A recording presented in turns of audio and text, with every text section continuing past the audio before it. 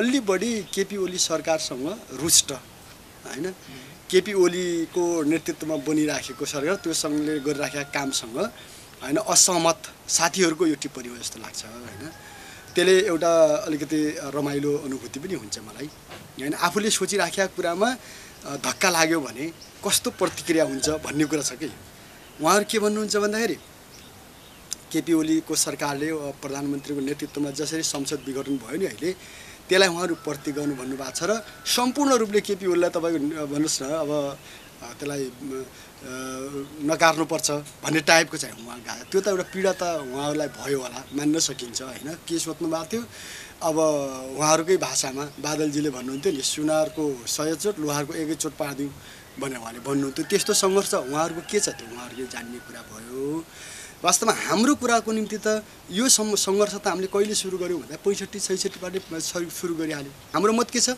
संसदीय व्यवस्था र पुँजीवादी व्यवस्थाले चाहिँ हैन नयाँ मतलब चाहिँ एउटा जीवन निर्माण गर्न सकेन नेपाल युवाहरूको आकाङ्क्षालाई हैन श्रमिक वर्गको जनताको आकाङ्क्षालाई या राष्ट्रवादीहरूको या उद्योग व्यवसायहरूको कसैकोलाई पनि सम्बोधन गर्न सकेन यो यो यो यो विषयमा त हामी राजनीतिक विषयमा छलफल गर्छौँ नि उहाँहरूले भन्नुहुन्छ होला यही नै लोकतन्त्र हो यही नै जनताको व्यवस्था हो यही बसौँ हामी भन्छौँ योभन्दा राम्रो बनाउनु पनि त पाइन्छ त नराम्रो पो बनाउनु भएन योभन्दा राम्रो बनाउने व्यवस्थाको बारेमा नयाँ पिँढीलाई टिच गरेर प्रशिक्षित गरेर बहस गरेर लान सकिँदैन र कसरी शान्ति हुन्छ कसरी स्थिरता हुन्छ कसरी देशको स्वाधीनता प्राप्त हुन्छ भन्ने बारेमा आफ्नो दृष्टिकोण जनतामा राख्न पायो भने एउटा नयाँ खालको सहमति के फेरि सिँगै देशका काङ्ग्रेस कम्युनिस्ट राष्ट्रवादी शक्तिहरू हैन सबैको बिचमा चाहिँ एउटा नयाँ सहमति बन्न सक्छ कि भन्ने कुराले हामीलाई चाहिँ एकदमै बढी अभिप्रेरित गरेको रातरातको कुरा होइन निरन्तर सङ्घर्ष र संवादको निष्कर्षको रूपमा यो सहमति पत्र र सहमतिमा हस्ताक्षर समारोह भएको कुरा हो हाम्रो यति बेला हामी एउटा नयाँ र भिन्न परिवेशमा उपस्थित भएका छौँ र भिन्न परिवेशमा हाम्रा जिज्ञासाहरू पनि भिन्न खालकै छन् यति बेला सबैतिर जिज्ञासा र चर्चाको विषय रहेको नेपाल कम्युनिस्ट पार्टीका विभिन्न सन्दर्भमा यहाँका धारणाहरू बुझ्नको निम्ति लिनको निम्ति यहाँ उपस्थित भएका छौँ विषय सुरुवात गरौँ यही फागुन 21 गते नेपाल सरकार र नेपाल कम्युनिस्ट पार्टी बीच 3 बुँदे सहमति भएको छ खासमा यो 3 बुँदे सहमतिको मूल स्पिरिट मूल विषयवस्तु अथवा यसको सार पक्ष के हो त सर्वप्रथम अब रातो खबरलाई अहिलेको परिस्थितिको बारेमा जो मतलब छलफल गर्ने मौका बनाएको छ यसको लागि धन्यवाद जुन 3 बुँदे सहमति अहिले हाम्रो पार्टी र नेपाल सरकारको बिचमा भएको छ यो खास गरिकन अहिले भन्दा 2 वर्ष अगाडि जुन एउटा राजनीतिक घटनाक्रम नेपालमा देखा पर्यो हामीले एउटा भ्रष्टाचार तस्करी राष्ट्रघातका विरुद्धमा गरेको सङ्घर्ष र त्यो सम्बन्धी बुझाइका कैयौँ समस्याले गर्दाखेरि राज्यले हामीमाथि लगाएको प्रतिबन्ध यो विषयबाट यो अहिलेको 3 बुँदे बन्न आइपुगेको हो होइन र यो 3 बुँदेको मुख्य पक्ष भनेको के हो भने हामी जनता राष्ट्र हैन त्यसपछि नयाँ युवा पिँढीको विषयभन्दा हैन अर्को ठाउँमा छैन हामीले उठाएका हामीले मतलब सङ्घर्ष गरेका हामीले प्रस्तावहरू अगाडि सारेका विषय यिनै हुन् भन्ने हाम्रो कुरा थियो त्यो क्रममा हामीले केही सङ्घर्ष पनि गर्यौँ त्यसलाई राज्यले सरकारले र अन्य कैयौँ शक्तिहरूले जसरी अलि अतिमा गएर बुझ्ने स्थिति बन्यो र प्रतिबन्धसम्म आउने अवस्था बन्यो त्यो चाहिँ गलत छ भन्ने हाम्रो कुरा अनि राज्यले चाहिँ एउटा ढङ्गले चाहिँ गरिराखेको अवस्था हो तर अहिले यो 2 वर्षको विकास क्रममा हामी दुईटै पक्ष सरकार र हाम्रो पार्टी कहाँ पुग्यो भने जो प्रतिबन्धको अवस्था छ र जो हामीले सङ्घर्ष अगाडि बढाएको विषयमा कैयौँ कुराहरू चाहिँ मतलब अस्पष्टताहरू छन् त्यसलाई बुझाउने र बुझ्ने क्रममा सहमति बन्यो त्यो भनेको हामी राष्ट्रका मामिलाहरू जनताका अधिकारका विषयहरू जनताका समस्याहरूलाई शान्तिपूर्ण तरिकाले नै जनतामा राख्छौँ भनेर हामीले भन्ने आयो त्योमा हामी तयार भएको कुराहरू हो त्यसो हो भने राज्यले हाम्रो पार्टीमाथि लागेको प्रतिबन्ध हटाउन अनि त्यसपछि गएर हाम्रा जेल परेका हिरासतमा भएका कमरेडहरू साथीहरूलाई छोड्न र लगाइएका मुद्दाहरू खारेज गर्न तयार भएको अवस्था हो यो 2 अवस्था र सँगै एउटा के हो भन्दाखेरि अन्य जति पनि विषय छन् यहाँ जनताका असन्तुष्टिका विषय छन् अथवा अधिकारका विषय छन्, राष्ट्रिय स्वाधीनताको विषय छ, मजदुर किसानका विषय छन्, महिलाको कुरा छ, दलितको कुरा छ, किसानको कुरा छ, यी सबै विषय युवाहरूको कुरा छ हैन। यसलाई चाहिँ बसेर छलफल गरेर निष्कर्षतिर लान सकिन्छ या छलफल गरेर एउटा सहमति खोज्न सकिन्छ भन्ने भएपछि हाम्रो यो 3 बुँदे सहमति पत्रमा हस्ताक्षर भएको हो। यसको मूल विषय भनेको यही हो। यो सहमति अलि रातारात भयो, एकाएक भयो भन्ने कुरा पनि आइरहेको छ। त्यो वास्तवमा यो भनिए जस्तै आकस्मिकै हो कि यहाँसम्म आइपुग्नको निम्ति एउटा विगतदेखिकै चाहिँ केही प्रयत्नहरू सचेत पहलहरू पनि भएका थिए कि अथवा कसरी यो प्रक्रियामा आइपुग्यो अथवा यहाँ तपाईहरु यो कुन विषयले अभिप्रेरित भएर तपाईं यहाँसम्म यो प्रक्रियामा आइपुग्नु भयो? हो, यो सहमति हुँदै गर्दाखेरि यो यस्ता खालका टिप्पणीहरू बाहिर देखिए हैन र कयौँले सार्वजनिक पनि गरे। सायद त्यहाँ अलिकति कन्फ्युज, अलिकति केही भ्रमहरू या अस्पष्टताहरू उहाँहरूलाई भयो जस्तो देखिन्छ अथवा बाहिरबाट हेर्दाखेरि त्यस्तो लागेको पनि हुनसक्छ। किनकि यो सहमतिमा हस्ताक्षर हुँदाखेरि त तीव्र रूपले चाहिँ कामहरू भए, हुँदाखेरि चाहिँ 18, 19, 20, 21 यहाँनिर पुग्दाखेरि चाहिँ 3-4 दिनमा चाहिँ लगभग वार्ता टोली घोषणा हुने अनि त्यसपछि सहमति हुने, हस्ताक्षर हुने र समारोह हुने टाइपको भने यो तीव्रतालाई हेर्दाखेरि बाहिरबाट झट्ट हेर्दा किन यस्तो मतलब रातारात भयो भन्ने पनि लाग्न सक्छ, तर त्यो कुरा होइन।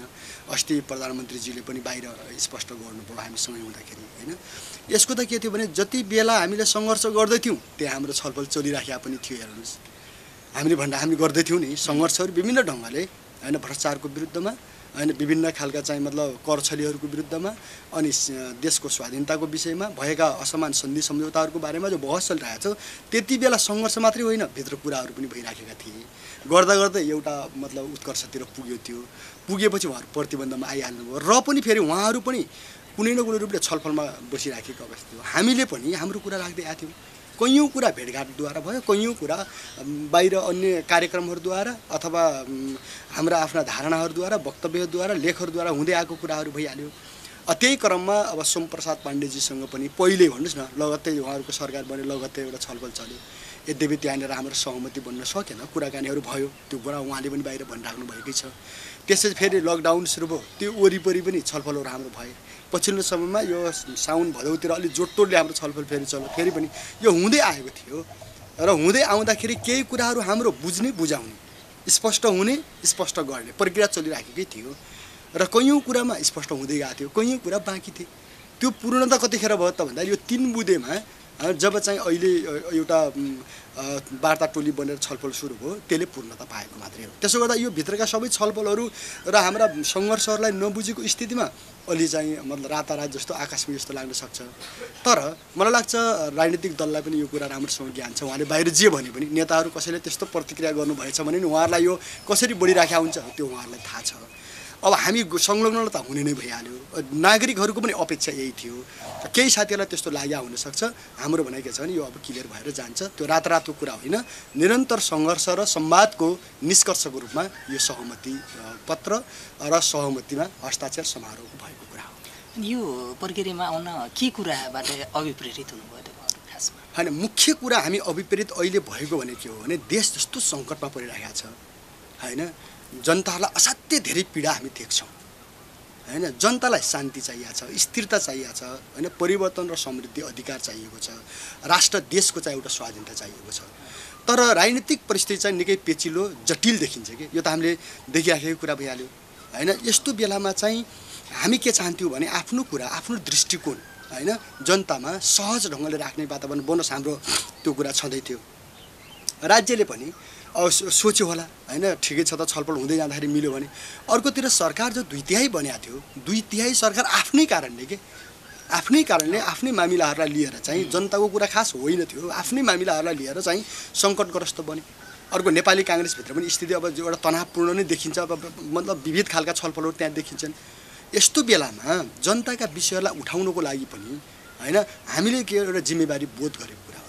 अनि यो बेलामा जनतासँग हामी पुग्नुपर्छ हैन, राज्यसँग छलफल गर्नुपर्छ, मिल्ने स्थितिसँग सहमति गर्नुपर्छ र हामीले कसरी देशलाई चाहिँ निकास दिन खोजेका छौँ त, कसरी शान्ति हुन्छ, कसरी स्थिरता हुन्छ, कसरी देशको स्वाधीनता प्राप्त हुन्छ भन्ने बारेमा आफ्नो दृष्टिकोण जनतामा राख्न पायो भने एउटा नयाँ खालको सहमति के फेरि सिँगै देशका काङ्ग्रेस कम्युनिस्ट राष्ट्रवादी शक्तिहरू होइन सबैको बिचमा चाहिँ एउटा नयाँ सहमति बन्न सक्छ कि भन्ने कुराले हामीलाई चाहिँ एकदमै बढी अभिप्रेरित गरेको हो। यो सहमतिको प्रक्रियामा अलि राजनीतिक एजेन्डामा प्रवेश गरिएको अथवा त्यस्तो सहमति भएको त देखिएन।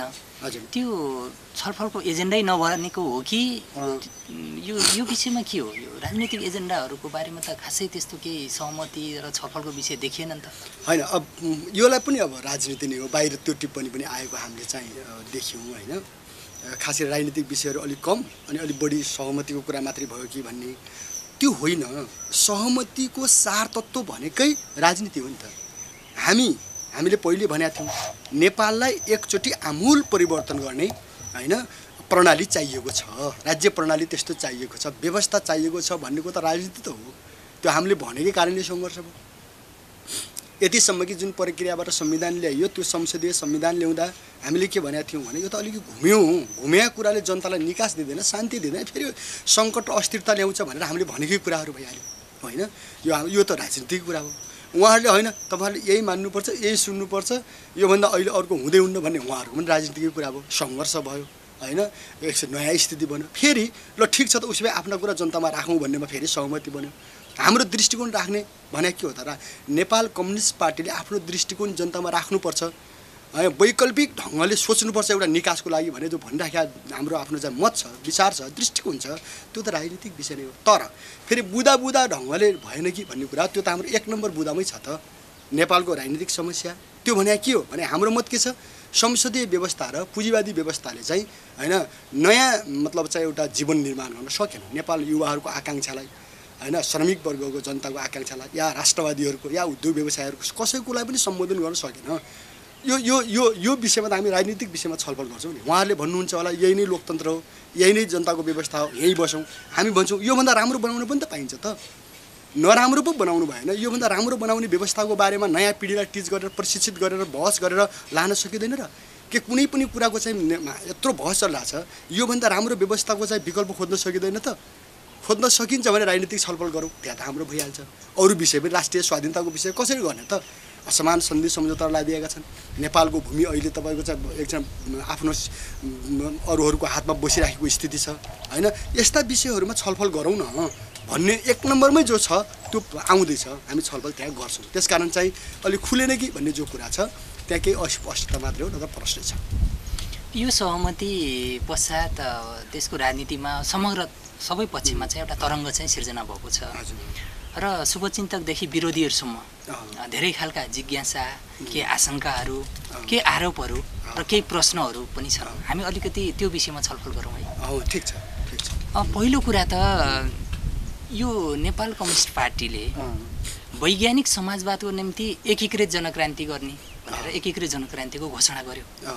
तर अहिले फेरि फर्किएर फेरि संसदीय व्यवस्थालाई नै स्वीकार गरेर संसदीय मूलधारमा आयो र यदि त्यस्तो गर्ने हो भने यही प्रक्रियामै आउनु थियो भने अब बम विस्फोटका कुराहरू, जनकारबाहीका कुराहरू, यो सबै कुराहरू किन जरुरी थियो त? अनि किन यो कुरालाई चाहिँ किन यस्तो जरुरी थियो भन्ने आइरहेको छ। यसलाई चाहिँ यसको विषयमा के भन्न चाहनुहुन्छ? हो, हामीले सहमति पत्रमा हस्ताक्षर गरेर समारोह गरेपछि तुरुन्तै यस्तो खालको टिप्पणीहरू मैले पनि पढ्न पाएँ। हुँदै खगेन्द्र सङ्ग्रौला जस्तो अरू बुद्धिजीवीले पनि यस्तै खालको भावमा चाहिँ लेख्नु भएछ, मैले सबै पढेको छु होइन। अब यसमा के छ भन्नुहुन्छ भने त्यहाँ अलि बुझाइमा केही अस्पष्टता छ जस्तो लाग्छ होइन। हाम्रो छलफलद्वारा त्यो हल होला, केही चाहिँ तपाईँको अलिकति दृष्टिकोणको कुरा पनि होला, त्यो ठिकै छ, त्यो आफ्नो धारणा भयो, हामीलाई केही आपत्ति छैन। तर कुरा त्यस्तो होइन। कुरा के होइन भन्दाखेरि चाहिँ हामीले चाहिँ सङ्घर्ष गरेको कुरा पनि होइन यसकै लागि थियो र अहिले जे भइराखेको छ त्यही पुरानैमा फर्के भन्ने जो कुरा छ नि त्यो कुरा सत्य होइन। अब यो एक नम्बर बुदामै मैले अघि भने नि कि यो राजनीतिक विषयमा त बहस गर्न हामी चाहिँ सहमत भएका छौँ नि त। त्यसकारण हामीले त्यहाँ सिग्नेचर गरेर होइन अहिले यो संविधानलाई हामीले मानिसक्यौँ होइन, यो व्यवस्था नै अब यसैमा हामी फर्किसक्यौँ होइन, ठिक भइसक्यो, यो भनिसकेका कुरा होइन नि। नभनेका कुरामा किन तपाईँको अर्काले टिप्पणी गरिदिने होइन। अब त्यसको उद्देश्य त के हुनु पऱ्यो भन्दाखेरि जनतालाई भ्रमित पार्न खोजिया हुनु पऱ्यो होइन। कि चाहिँ तपाईँको चाहिँ भयङ्कर ठुलो अस्पष्टता जस्तो हुने भयो, शङ्का जस्तो मात्रै भयो। हामीले त के भनेका छौँ भने यो विषयमा त छलफलै गर्न बाँकी छ नि। सरकार पनि तयारै भएको छ त। राम्रो कुरा हो, त्यसलाई त प्रेरित पो गर्नु पर्यो। बरु अहिले जो सडकमा सङ्घर्ष गरिराख्नु भएको छ विभिन्न नाराहरू लिएर छलफल पो गर्नु पर्यो त। निकास होइन, योभन्दा राम्रो निकासको लागि चाहिँ होइन के हो तपाईँहरूको धारणा, छलफल पो हामीले गर्नु पर्यो त। त्यस कारण जो टिप्पणी छ त्यो कुरा सही छैन, त्यसलाई हामीले स्पष्ट गर्नुपर्ने छ होइन। अहिले फेरि त्यो भनेर अहिले फेरि तुरुन्तै यहाँ प्रोभोकेसन जस्तो उत्तेजना फैलाउने कुरा पनि हुँदैन। ल है, अब यहाँ त यिनीहरूलाई त फेरि अर्को तर्फ के आछ भने होइन सबै कुरा चाहिँ नेपाल कम्युनिस्ट पार्टीले भने अनुसार गएर सरकारले त होइन केही पनि गरेन। सरकारले त पुरै उनीहरूले भने अनुसार गयो, कोहीले यो भन्ने कोहीले अर्को भन्ने गर्दाखेरि त यो त वातावरणलाई जो खालको हामी बहसमा प्रवेश गर्न खोज्दैछौँ होइन, एउटा नयाँ सहमतिको आधार हामी खोज्न खोज्दैछौँ, त्यसलाई बाधा पार्नु हुन्छ। त्यस कारण त्यो चाहिँ नगरौँ भन्ने हाम्रो कुरा छ। भन्नुहोस् न, हामीले पनि अहिले भर्खरै अब होइन मान्दै भोलिबाटै हामी मान्दैनौँ भन्ने कुरा होइन, हामी त छलफलमा प्रवेश गर्दैछौँ नि, यो कुरा बुझ्नुपर्छ। अलिकति यो सहमतिको प्रक्रियामा आउनु पर्थ्यो, यो शान्ति प्रक्रियामा शान्तिपूर्ण सङ्घर्षमा यो गतिविधिमा आउनु पर्थ्यो, यो स्वागतयोग्य कुरा हो भन्ने पनि छ। तर यो सबैतिरबाट केपी ओलीको सरकार ले चाहिँ अहिले यो प्रतिगमनको नेतृत्व गर्यो भनेर आरोप लगाइरहेको अवस्थामा तपाईँहरू केपी ओली सरकारसँगै सहमति गर्नुभयो, यो अलि मिलेन या चाहिँ अलि हतार भयो भन्ने विषयहरू पनि छ नै कुरा के हो? त्यो कुरा छ, त्यो पनि मैले हेरेँ होइन। त्यो चाहिँ म के देख्छु भन्नुहुन्छ भने खास गरी यो नेपालको राजनीतिक विषय या तपाईँको जनमत या अरू सबै बुद्धिजीवी विज्ञहरूको धारणा भन्दा पनि अलि बढी केपी ओली सरकारसँग रुष्ट होइन, केपी ओलीको नेतृत्वमा बनिराखेको सरकार त्यो सँगले गरिराखेका कामसँग होइन असहमत साथीहरूको यो टिप्पणी हो जस्तो लाग्छ होइन। त्यसले एउटा अलिकति रमाइलो अनुभूति पनि हुन्छ मलाई होइन। आफूले सोचिराखेका कुरामा धक्का लाग्यो भने कस्तो प्रतिक्रिया हुन्छ भन्ने कुरा छ कि। उहाँहरू के भन्नुहुन्छ भन्दाखेरि केपी ओलीको सरकारले प्रधानमन्त्रीको नेतृत्वमा जसरी संसद विघटन भयो नि अहिले, त्यसलाई उहाँहरू प्रति गर्नु भन्नुभएको छ र सम्पूर्ण रूपले केपी ओलीलाई तपाईँको भन्नुहोस् न अब त्यसलाई नकार्नुपर्छ भन्ने टाइपको चाहिँ उहाँ गयो। त्यो त एउटा पीडा त उहाँहरूलाई भयो होला, मान्न सकिन्छ होइन। के सोध्नु भएको थियो अब उहाँहरूकै भाषामा बादलजीले भन्नुहुन्थ्यो नि, सुनारको 100 चोट लोहारको 1 चोट पारिदिउँ भनेर उहाँले भन्नुहुन्थ्यो। त्यस्तो सङ्घर्ष उहाँहरूको के छ त्यो उहाँहरूले जान्ने कुरा भयो। वास्तवमा हाम्रो कुराको निम्ति त यो सङ्घर्ष त हामीले कहिले सुरु गऱ्यौँ भन्दा 65-66बाट सुरु गरिहाल्यौँ। माओवादी केन्द्र हुँदाखेरि नै हामी त्यहीँ रहँदाखेरि नै प्रचण्डजी र बाबुरामजीहरू जसरी जान खोज्नुभयो होइन कि अब एक प्रकार संसदीय व्यवस्थामै फर्किने, पुँजीवादी व्यवस्थामै फर्किने होइन, उपलब्धि भएका चिजहरूलाई घुम्दै जाने, जनताका अधिकारहरू छोड्दै जाने जस्तो जो देखियो नि त्यति बेला हामीले सङ्घर्ष गरेका कुरा हो। अनि जब यो संविधान पास गरियो लादियो त्यसपछि हामीले के भन्यौँ भन्दाखेरि यो त एक प्रकारको प्रतिगमनै भयो त हाम्रो निम्ति त भन्ने कुरा त हामीले भनिगयौँ नि। त्यसमा त्यही भित्र बनिया सरकारमा केपीजी रहनु होइन, अब त्यहाँ प्रचण्डजी रहनु या शेरबहादुरजी रहनु हाम्रो लागि तात्विक रूपले भन्नाले ठुलो अन्तर होइन कि हामीलाई। उहाँहरूको छ होला प्रविधि त्यहाँ आफ्ना होलान् त्यो। त्यसैले हामीले के भन्यौँ भन्दाखेरि हामी त जोसँग पनि गर्नु पर्थ्यो नि त। हामीले त आफ्नो राजनीतिक विषय उठाएको थियौँ, आफ्नो धारणा राखेका थियौँ, त्यहाँ छलफल जोसँग पनि भइराखेकै थियो, हुन्थ्यो। हुँदै जाने क्रममा यही संयोग पर्यो। यसलाई अहिले के ठान्नु हुँदैन भन्दाखेरि अब उहाँहरूसँगको अन्तर्विरोधले गर्दाखेरि हाम्रो राजनीतिक विषयमा होइन एउटासँग छलफल गर्नुपर्छ अर्कोसँग गर्नै पर्दैन भन्ने टाइपको उहाँहरू सबै नै अब यो व्यवस्थाको पक्षपाती भन्नुहुन्छ।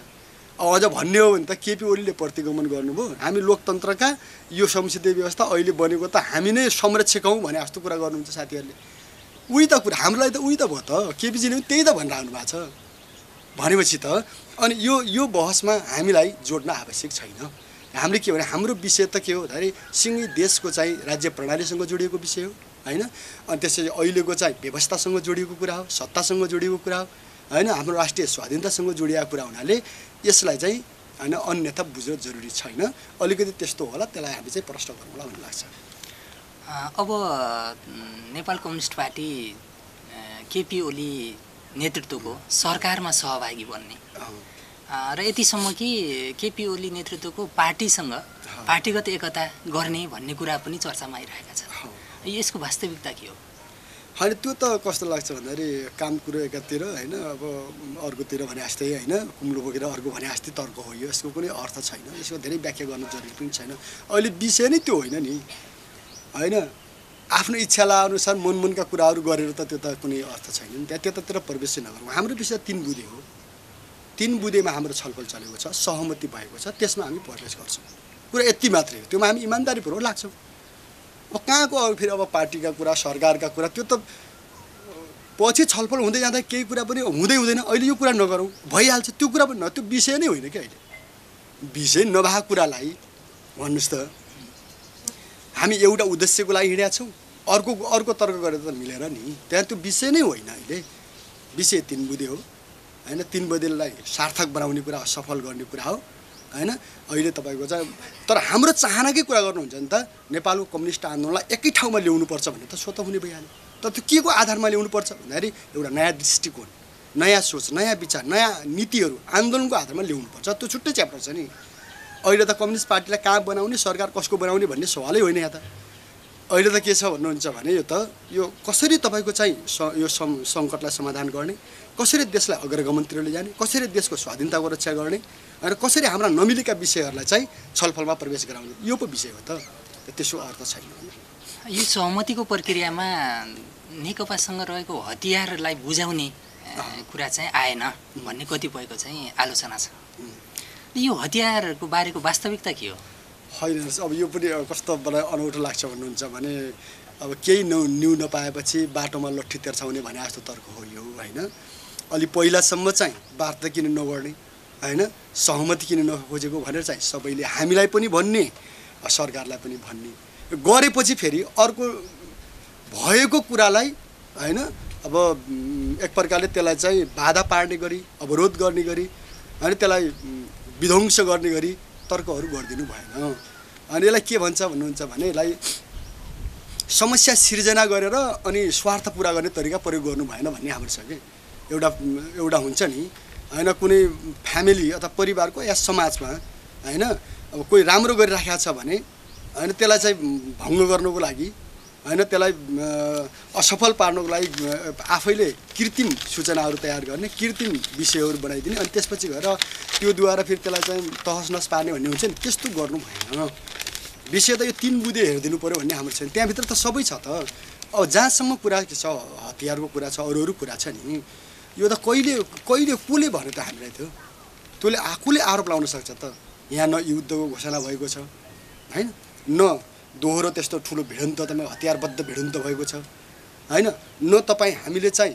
युद्धको तपाईँको चाहिँ एउटा नेतृत्व गरिरहेको अवस्था हो अहिले त राजनीतिक ढङ्गले सङ्घर्ष गरिराखेको त्यही क्रममा यो प्रतिबन्ध लगायतका विषय आएको अनि त्यसलाई फुकाएर त्यो नयाँ सहमति खोज्ने भइरहेको छ नि त अनि कहाँबाट हतियारको कुरा आयो थियो नहुँदै नभएको कुरा सुरु नै भएको छैन भने त्योमा विषय किन उठाउने त्यो भने त म के देख्छु भने नि अब यो भएको सहमतिलाई नै बिथोलेर फेरि देशलाई चाहिँ अर्को असहमतितिर सङ्घर्षतिर अराजकतातिर धकेल्नेतिर जान्छ त्यसो नगरौँ मेरो सबैसँग आग्रह छ खास गरी अरू दलका साथीहरू पनि अनि अरू नागरिकहरूलाई पनि त्यसो गर्नु हुँदैन जसले त्यो भनिराख्नु भएको छ त्यो कुरा चाहिँ गलत छ भन्ने हाम्रो छ भन्नुहोस् न तपाईँहरूले अब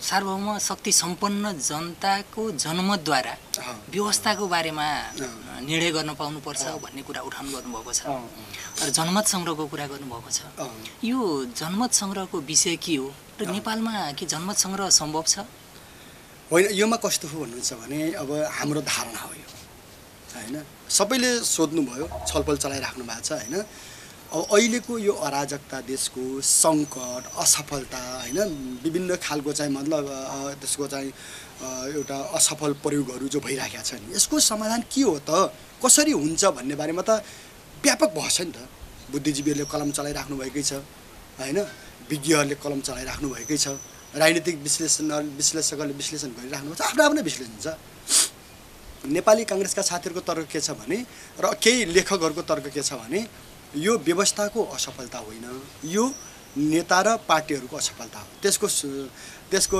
सुझाव उहाँहरूले सुझाउने तरिका के राख्नु भएको छ भने नयाँ पिँढीलाई नेतृत्व दिनुपर्छ होइन पुरानो पिँढीलाई हटाइदिनुपर्छ भन्नुहुन्छ कसैले कम्युनिस्टको सट्टामा फेरि काङ्ग्रेसलाई ल्याउनुपर्छ भन्नुहुन्छ कसैले होइन अब यो कम्युनिस्टहरू पनि 2-3 दल मिलेर भने एउटैलाई ल्याउनुपर्छ भन्नुहुन्छ। यो त आफ्नो आफ्नो दृष्टिकोण छ नि।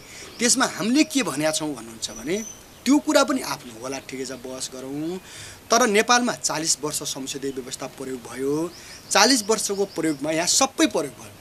यहाँ तपाईँको चाहिँ राजाले पनि काङ्ग्रेसहरूसँग मिलाएर के अरे संसदीय व्यवस्था चल्यो होइन। यहाँ तपाईँको एकलौटी राजाले डेमोक्रेसी भनेर पनि सत्ता चल्यो भन्नुहोस् न, प्रजातन्त्र भनेर होइन। यहाँ तपाईँको काङ्ग्रेसले 2/3 सरकार लिएर पनि संसदीय व्यवस्था चलायो होइन। यहाँ तपाईँको चाहिँ काङ्ग्रेस र अरू राप्रपाहरू मिलेर पनि सरकार चल्यो। यहाँ तपाईँको एमाले पनि सरकार चलायो। यहाँ माओवादीले पनि चलायो। अहिले फेरि 2/3 कम्युनिस्टहरूको सरकार पनि छ। तर सबै असफल भयो नि त। जनताले किन यो छानिराखेका छन् तर पाइराखेका छैनन् त भन्दाखेरि जनचाहना चाहिँ आमूल परिवर्तनको छ। जनताको चाहना के छ भन्दाखेरि एउटा सुकुम्बासीले खान पाओस् होइन, बस्न पाओस्, लाउन पाओस्। किसान, गरिब किसानहरूले चाहिँ एउटा कम्तीमा सुखसँग चाहिँ काम गर्न पाउन्, खान पाउन् होइन। नयाँ युवा युवतीहरूले चाहिँ नयाँ रोजगारी पाउन्, शिक्षा पाउन्, स्वास्थ्य पाउन् होइन। अनि देशका नागरिकहरू स्वाभिमानी होउन्, आफ्नै देशभित्र रोजगारीको अवसर होस् होइन, सिर्जना होस्, यो छ होइन। त्यसपछि गएर सबै देशभक्तहरूको चाहना देशको चाहिँ स्वाधीनता रक्षा होस्, यिनी छन् नि त होइन। बुद्धिजीवीहरूको आफ्नो ज्ञानलाई चाहिँ प्रयोग गर्न पाइयोस्, वैज्ञानिकहरूले आफ्नो क्षमतालाई ल्याबमा प्रयोगशालामा लग्न पाइयोस्, यो सबै छ नि त। यो परिवर्तनको चाहनालाई अहिलेको संसदीय व्यवस्थाले मिट गर्न भेट्न सकेका छैन कि समात्न सकिरहेका छैन। त्यहाँ अन्तर्विरोध छ। जनताले जहिले पनि त्यसको लागि भोटिङ गर्छन्, त्यो जनमत दिन्छन्, तर सकिरहेका छैन। यहाँको उत्पादन सम्बन्ध, यहाँको आर्थिक सम्बन्धले यसलाई चाहिँ दिया छैन कि हो। हामीले भने के हो भने योमा हामी बहस गर्छौँ। हाम्रो दृष्टिकोणमा योभन्दा राम्रो व्यवस्था वैज्ञानिक समाजवाद हो होइन। जहाँ तपाईँको चाहिँ फेरि डेमोक्रेसी हुन्न कि भन्ने जो तर्क छ नि त्यो गलत कुरा हो कि। समाजवादमा उच्च स्तरको प्रजातन्त्र, उच्च स्तरको जनवाद हुन्छ, त्यो बनाउनु पर्छ। हाम्रो त्यो छ, त्यो सहित जाउँ न त। जाँदाखेरि वैज्ञानिक समाजवादमा जाउँ, हाम्रो तर्क यो छ। हो, त्यसको लागि चाहिँ अहिले फेरि लडाइँ दुईवटा तरिकाले छ वैज्ञानिक समाजवादमा जाने। त्यो कुरा सबैले बुझेकै कुरा हो। एउटा तरिका तपाईँको चाहिँ लडेर होइन, यो बाहिर आछ नि होइन, यो सबै लडेर सङ्घर्ष गरेर भन्ने कुरा बाहिरै आछ, त्यो सबै विश्वव्यापी देखेको कुरा। एउटा तरिका जनता हो, जनमतद्वारा जाउँ, यो तरिका छ। हामीले अहिले के भन्यौँ भन्दा नेपालको विशिष्ट परिस्थितिमा अहिले फेरि लडेर सशस्त्र सङ्घर्ष गरेर भन्दा होइन, जनताको जनमतद्वारा जान दिनुहोस् न त, एकचोटि हेरौँ होइन। तपाईँहरूले भनेको कुरा ठिकै होला, ल उसो भए जनतामा टेस्ट गरौँ न त एकचोटि होइन। यही पुँजीवादी व्यवस्था, संसदीय व्यवस्था, हाम्रो अर्थमा दलाल पुँजीवादी व्यवस्था ठिक कि होइन। जनताको, श्रमिक जनताको होइन संरक्षण गर्ने वैज्ञानिक समाजवाद, त्यसको नेतृत्व गर्ने, सबै नागरिकहरूको नेतृत्व गर्ने वैज्ञानिक समाजवाद ठिक। ल योमा बहस गरौँ त। हाम्रो दृष्टिकोण हो जनताको मतद्वारा फैसला गर्न दिनुहोस् न त, गरौँ न त। बुद्धिजीवीले पनि ल हेरौँ, किन लाद्नुहुन्छ? यही व्यवस्था मान्ने भए मान, होइन भने प्रतिबन्ध, त्यो भन्न मिल्यो, त्यो डेमोक्रेसी हो त। योभन्दा राम्रो बनाउँछौँ भन्न पाइँदैन हामीले। अर्को कुनै नयाँ युवा पिँढी आउला, ल यो सिस्टमभन्दा यस्तो प्रणाली हामी चाहिँ नयाँ बनाउँछौँ भन्ला, अनि के त्यो भन्नै नदिने? अनि त्यसपछि माने भए यही व्यवस्था, यही संविधान यति मान, होइन भने प्रतिबन्ध, दमन भने त्यो डेमोक्रेसी कसरी भयो त? जनताले राम्रो बनाउने कुरालाई अन्त्य गरेर बन्द गर्ने कसरी प्रजातन्त्र हुन्छ? राम्रो बनाउन त पाइयो नि त, हाम्रो दृष्टिकोण हो। त्यसकारण यो बनाउनेमा अहिले फेरि लड्नेतिर भिड्नेतिर होइन कि जनमतद्वारा फैसला गर्ने प्रक्रियालाई समातौँ। सबै तयार हुनुहुन्छ नि, हामी तयार छौँ। कङ्ग्रेस आउनुहोस् होइन, अब सबै कम्युनिस्टहरू आउँ, देशभक्तहरू आउनुहोस्, सबै मिलेर देशको बारेमा सोचौँ न त। यो भनेको हामीले। त्यसो भए यो नयाँ वैकल्पिक राज्य व्यवस्थाको लागि तपाईँहरूले जनमतको कुरा गर्नुभयो। अब यसको लागि तपाईँहरूको पार्टी मात्रै यो पर्याप्त हुन्छ अथवा चाहिँ अरू पार्टीहरूसँग पनि यसको विषयमा तपाईँहरू सहकार्य र संवादको विषय अगाडि बढाउनुहुन्छ र तपाईँहरूले बेला बेला उठाइराख्नु भएको छ प्रगतिशील लोकतन्त्रवादी राष्ट्रवादी देशभक्तहरू र वामपन्थीहरूको बिचमा सहकार्य हुनुपर्छ भन्नुभएको छ। यो के का लागि र यसको अभिप्राय के हो? होइन, पहिलो कुरा त के हो भन्नुहुन्छ भने कुनै पनि विचार, दृष्टिकोण होइन एकैचोटि सर्वसम्मत ढङ्गले अगाडि आउने र लागू हुने कुरा होइन।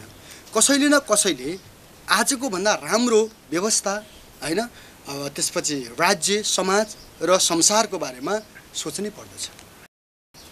जब तपाईँलाई थाहा छ होला, पहिला कस्तो थियो भने राजतन्त्रको विरुद्धमा सोच्नु भनेको होइन ईश्वरीय शक्तिको विरुद्धमा जानु हो भन्ने थियो। कोही बोल्ने आँटै गर्दैन थियो।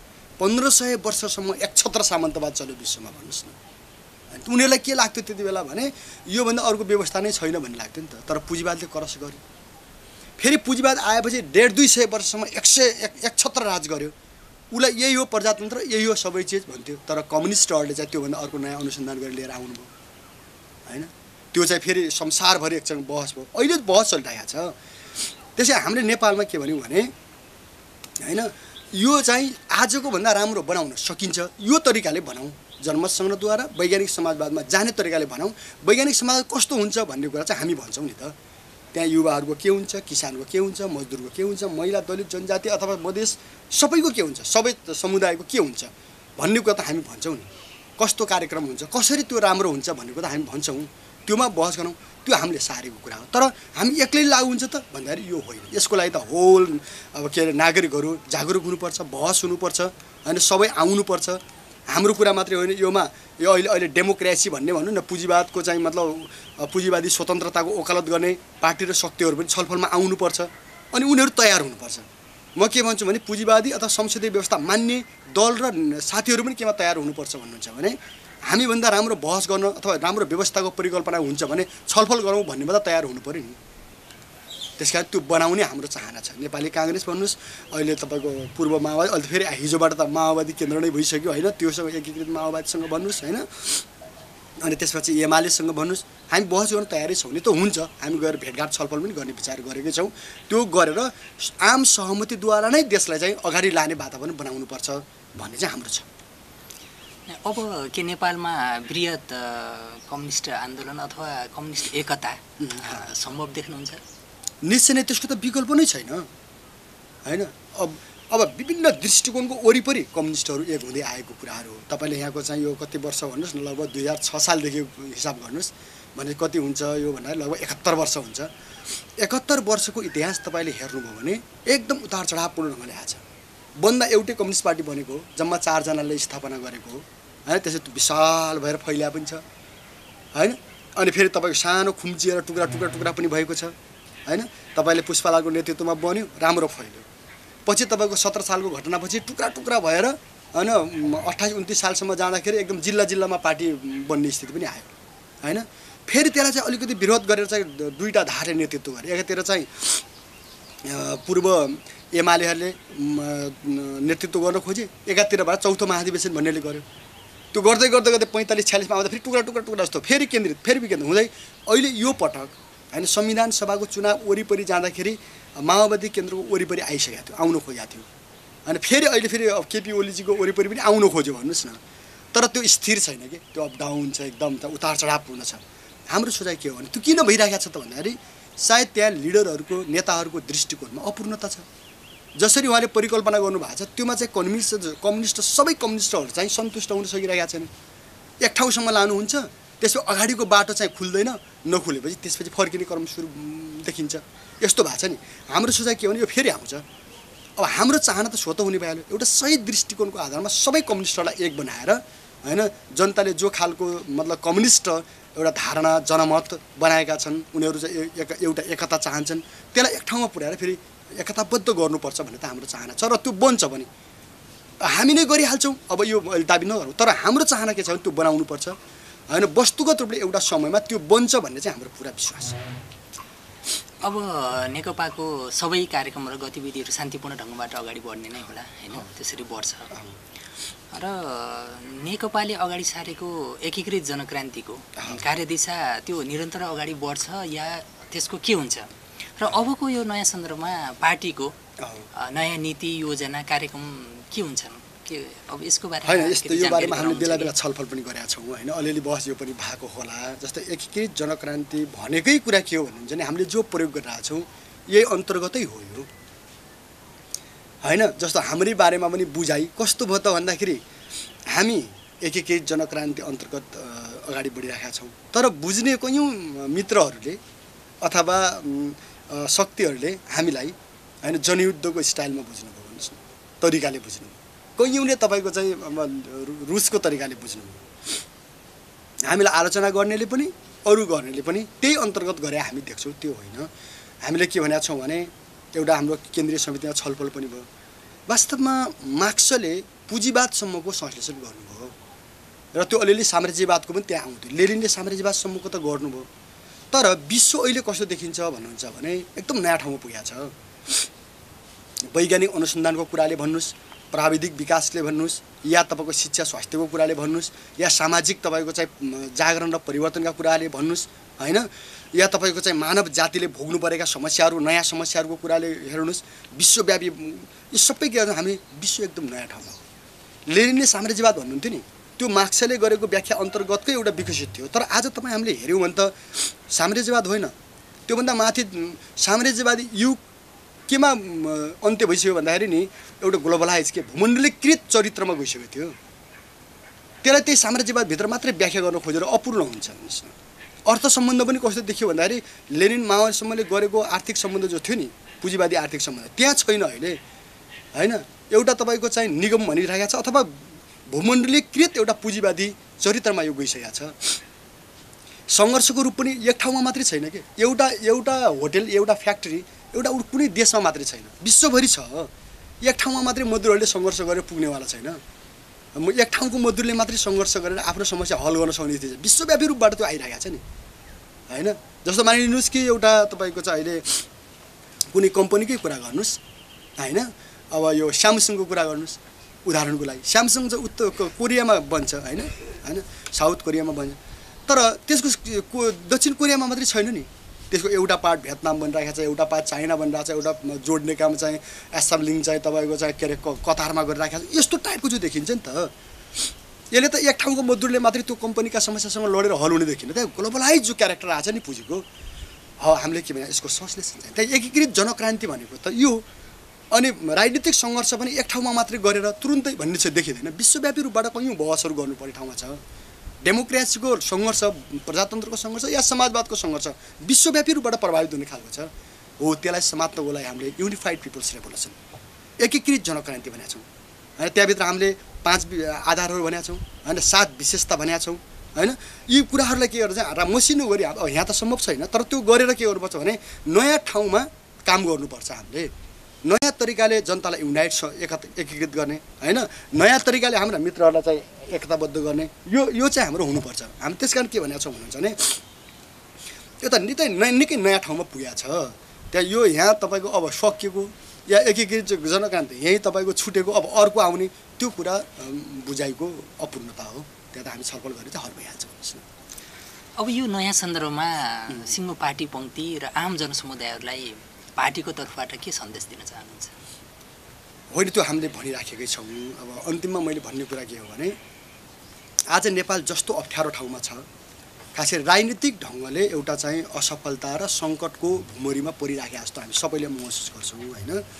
यसले जनताहरूलाई निकै दुःखी बनाइराखेको छ, देशलाई क्षति पनि गरिराखेको छ होइन। ठुलो शक्ति के म के देख्छु भने ठुलो पुँजी पैसा हेर्नुहोस् है।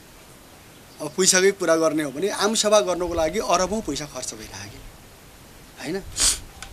अनि त्यसपछि तपाईँले हेर्नुभयो भने अब ठुलो जनशक्ति झगडा गर्नेमा खर्च भइरहेको छ, एक प्रकारले बाजाबाज गर्नेमा के यस्तो भइरहेको छ। जनतामा ठुलो एउटा कस्तो छ भन्दाखेरि अब एउटा अलि बढी तपाईँको चिन्ता होइन, अब के होला भन्ने यस्तो तनाव जस्तो देखिन्छ। यस्तो ठाउँबाट निकास दिने यो समय छ। हाम्रो 3 बुँदेको अब विषयवस्तु या सार तत्त्व पनि त्यही नै हो, यसमा बहस गरौँ भन्ने छ। र त्यसमा हाम्रो मत चाहिँ एकचोटि समय आएको छ, जनताको मतद्वारा यो व्यवस्थाभन्दा राम्रो व्यवस्था बन्न पाउनेमा चाहिँ होइन सहभागी बनाउन पाऊँ भन्ने हाम्रो छ, बनाऊँ भन्ने हाम्रो छ। यसलाई सबैतिर एउटा बहस गरौँ। निकास दिने हो भने साँच्चै नै के यो कुनै पार्टी विशेषलाई आरोपित गर्ने, जस अबजसको कुरा नगरेर नेपाली समाजलाई रूपान्तरण गर्ने गरी सबैले जिम्मेवारी बोध गर्ने हो भने समय आएको छ। हाम्रो आग्रह के छ भने सबै हामी चाहिँ मिलेर यसलाई निकासतिर लैजानुको लागि होइन मेहनत गरौँ। त्योमा आम नागरिकहरूको हामीलाई मद्दत चाहिएको छ, अनि बुद्धिजीवीको, विज्ञहरूको होइन, अनि पार्टीहरूको पनि। त्यसो भयो भने निश्चय नै हामी यहाँबाट निराश हुनु पर्दैन। यसलाई निकास दिएर हामी चाहिँ एउटा सुन्दर भविष्यको होइन बाटोमा हिँड्न सक्छौँ भन्ने हाम्रो विश्वास छ। त्यसमा सबैले मद्दत गरौँ, पत्रकारहरूले पनि गरौँ, सबैले गरौँ, मेरो आग्रह यो छ। अन्तिममा रातो खबर मार्फत केही थप कुराहरू केही भन्नु? होइन, मैले भने लास्टमा यही कुरा नै हो, मुख्य कुरा मैले जो भने यही कुरालाई तपाईँहरूले सम्प्रेषण गर्नुहोस्। रातो खबरले जसरी अहिले जनताको पक्षमा लडिरहेका छ त्यसलाई एउटा यो हाम्रो अहिले अगाडि सारेको दृष्टिकोणसँग एकाकार भएर चाहिँ होइन अगाडि बढाउनुहोस्, हाम्रो यही नै तपाईँहरूलाई शुभकामना छ। अब यो नयाँ परिवेशसँगै हजुर जनताको मुक्तिको र प्रगतिको सपना साकार होस् यो भन्दै निकै व्यस्तताका बावजुद महत्त्वपूर्ण समय र महत्त्वपूर्ण विचारको निम्ति तपाईँलाई धेरै धेरै धन्यवाद छ।